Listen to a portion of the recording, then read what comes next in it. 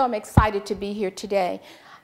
When Jean talked to me and the committee, I thought, what can I tell this group of parents and teachers about this exciting journey that you're about to take on? And so tonight, I want to talk about the differences, because at this point, I know you're probably saying, well, if I move my child from this school to this new school, what's going to be different? How can I be assured that my child can be successful?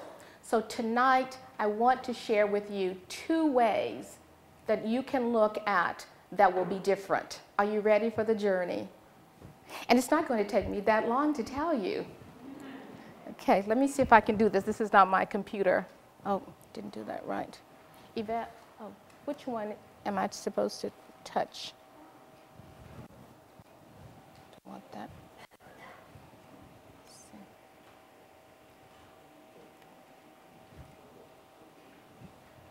So, is this the one to make it go to the next? Is that it? Oh.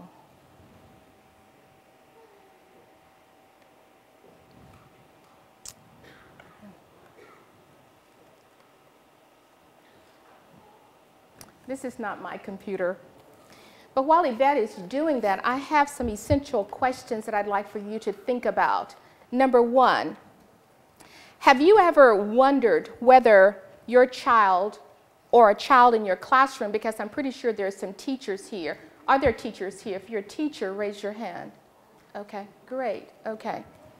Have you ever wondered whether your child or a child in your classroom could be learning better than he or she already is?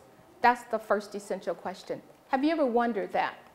Number 2, are there areas in your child's ability to perceive and analyze that appears to have been neglected where you are now?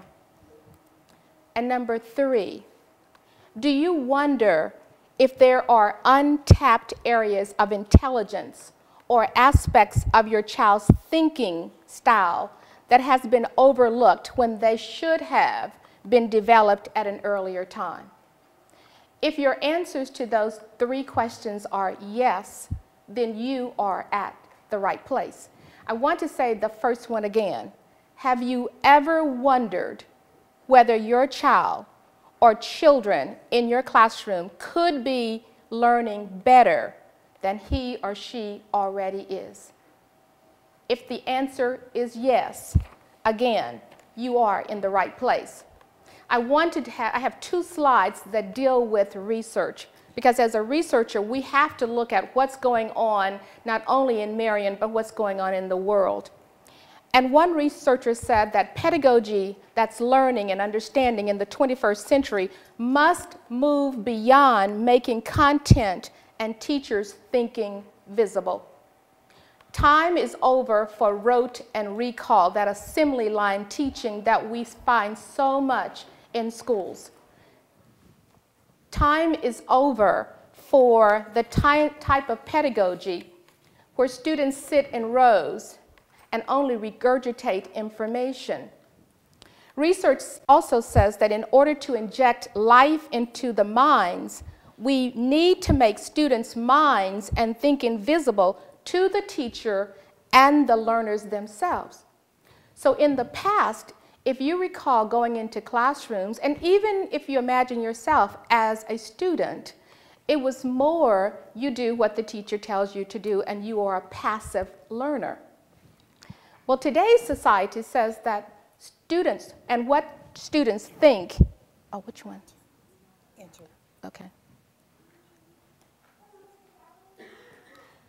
The research today says that what students think actually matters, that there should be a dialogue going on with the child, the thinker, the task, the problem, whatever is going on, the student should be involved. I remember growing up in Paris, Texas, and my mother and father always had a dialogue. And I think now my sister and I, they said, well, you guys just talk, you always have an opinion. Well, you know, it's important for us to have an opinion. And we look at kids today, they have an opinion. They have something that they have to say. And what better way than have the classroom be that avenue for them to think and process their ideas? So the difference. There are two differences that I'd like to talk about tonight. Number one, the Faulkner Academy will be an academy that embraces a comprehensive, balanced framework.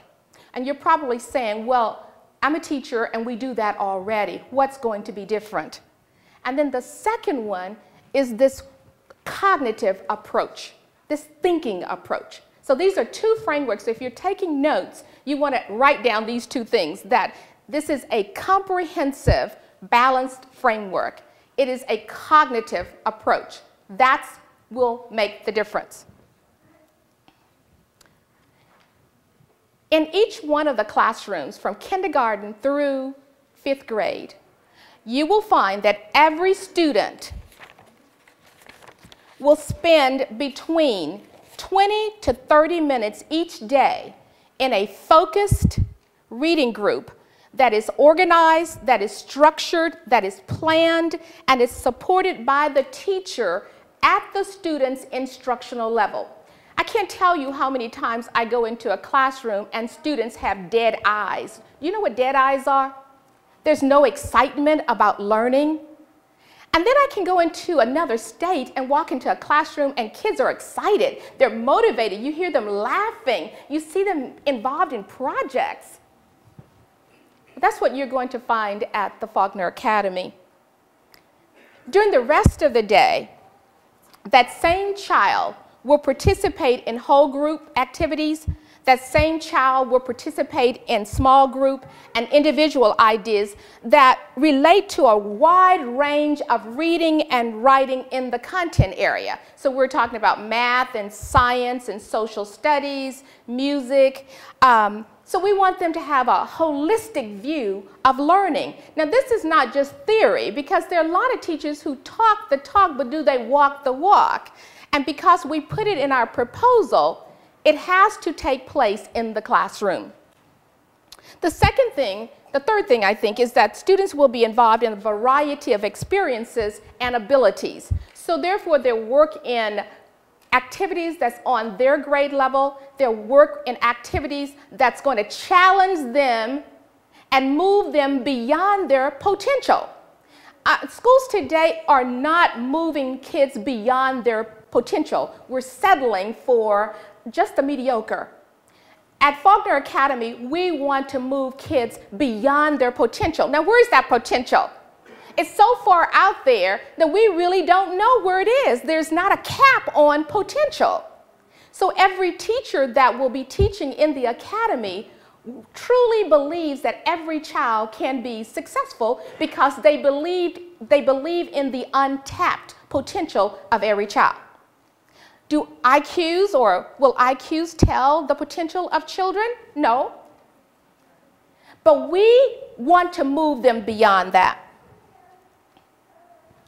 This is what the balanced literacy framework looks like. The students will be engaged in read-alouds. They'll be engaged through science and math and social studies. They'll be engaged in model writing, shared reading. Now we're talking about kindergarten all the way through 5th grade. They'll be involved in guided writing, some independent writing, independent reading, guided reading at their instructional level and beyond. Again, tapping into a potential that has not been capped. Now, why balanced literacy?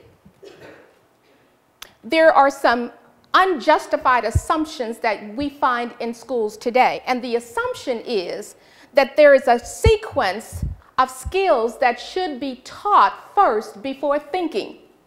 That kids must know the basic skills before they get into thinking. And that is an assumption, because the research says that even in basic skills, there is a level of thinking that should go on. And every teacher at Faulkner Academy will be trained in this theory that thinking starts from the time kids walk into the classroom. Well, really, it starts earlier than that. When they're born, they're thinking. But we have this whole idea that it's this abstract thing that they'll learn later on is too fluffy. And we're saying that's a part of the curriculum. Why is it a part of the